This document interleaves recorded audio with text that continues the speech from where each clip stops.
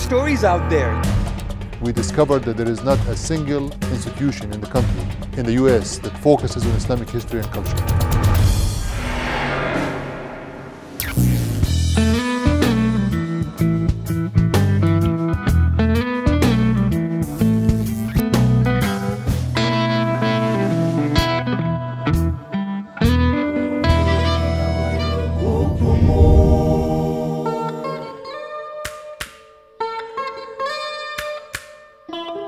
In the last millennium, an important global legacy was uncovered: the literate culture of Africa.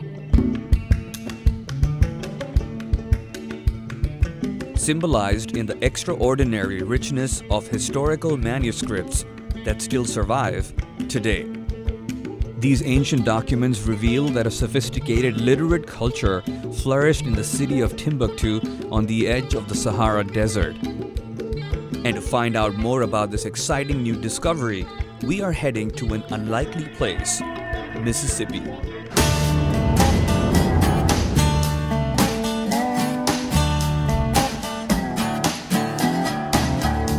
Mississippi is one of the epicenter of the United States civil rights movement and the birthplace of America's music, the blues. Named after the 7th President of the United States, Andrew Jackson, Jackson is the capital and the most populous city of the state of Mississippi. As a state capital, it became a site for civil rights activism. But Jackson has also been a controversial place when it comes to slavery, and the city has done a lot to overcome the negatives in its legacy. And yet again, Jackson is offering another surprise by hosting America's first Islamic history museum. This is Okolo Rashid, the founder and executive director of the International Museum of Muslim Cultures. One of the first things that comes to people's mind when they say Mississippi is blues music or civil rights. But we're sitting here in your beautiful Muslim museum in the heart of Jackson, Mississippi. How did this come about? Well, we actually call it a miracle project by God. Because when we initially was even considering establishing not a museum, but an exhibit, it came about as a result of another major exhibit that came to Jackson called The Majesty of Spain. You know, we just kind of thought as Muslims here, we thought, oh, great, they're going to talk about, you know, Islam in Spain, right? We were surprised to learn that in this international exhibition, they are not actually discussing anything about Islamic history, although Muslims were in Spain for almost 800 years. This is EMAD al-Turk, a Palestinian American living in Jackson, Mississippi, and one of the co-founders of the International Museum of Muslim Cultures. So we felt compelled to actually do this project, and we began really the concept of the museum as a first step, as an exhibition about Islamic Moorish Spain.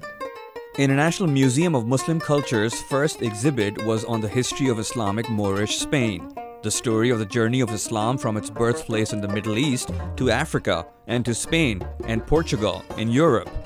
Here, Muslims maintained a major presence for the better part of 1,000 years. The exhibition highlights Islam's contributions to the Western society. The idea was not to establish a permanent museum, but to do a companion exhibit to the Majesty of Spain. But during this time, the Islamic Moorish Spain exhibition received around 50,000 visitors at the museum, representing around 30 states and 10 foreign countries. We were overwhelmed with the support that we received from the larger community, and the majority of the visitors were non-Muslims. And then, for the founders of the museum, there was another surprise.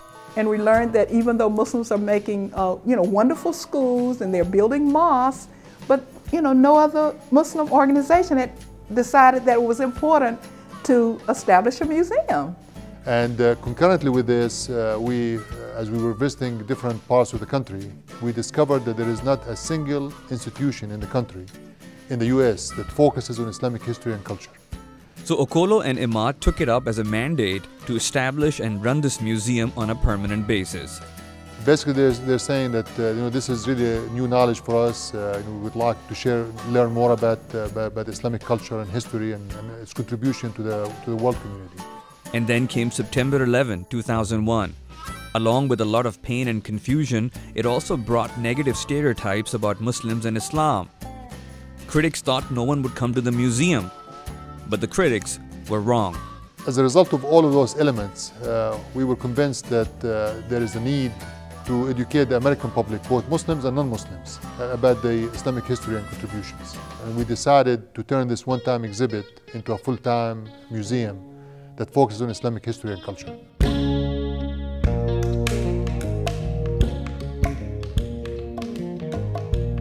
Currently, the museum is hosting another exhibition, The Legacy of Timbuktu, Wonders of the Written Word. People, when they talk about Timbuktu, they kind of joke about it, you know, like, okay, why don't you just go all the way to Timbuktu? Exactly. But when I came here, I read something on women's rights from Timbuktu dating back to 15th century. Well, see, people don't know, this is new, cutting-edge information that during the Renaissance or the revival of learning, that information and that history and that culture and that revival was happening in West Africa, but it was called the Sudan or Bilal al-Sudan, which is the land of the blacks. That was happening in West Africa, into North Africa, into other parts of Africa, into Europe. So all of those Renaissance, discoveries and ideas that flourished was happening in that part of Africa. See, nobody knows that because of this slavery thing that kind of wiped all of that out, and it's been buried, like the books, like the manuscripts have been buried. So there was a rich, there was a golden age happening in Africa, as well as in other places. Are you saying that in the Islamic world, the Renaissance actually took material from West Africa? Of course. There was an exchange that was going on in the whole Islamic world.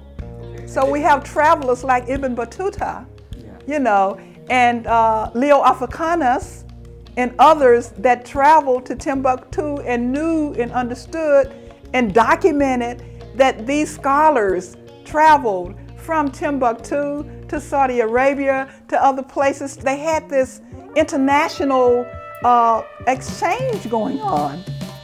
Allah Akbar. It was Africa's golden age, and now we have documentation on that.